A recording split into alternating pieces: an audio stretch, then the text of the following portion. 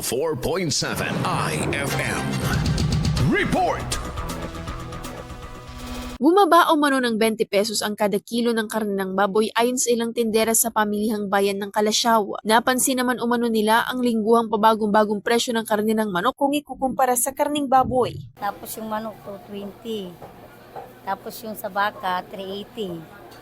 Yung sa laman 420. Pero yung manok bababa tataas.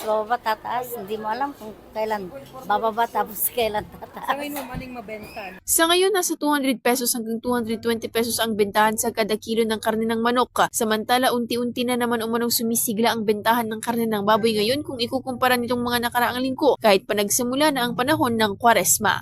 Kasama mula rito sa IFM Dagupan, ito si Idol Juana de Vera. Tatak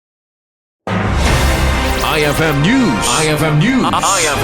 IFM News.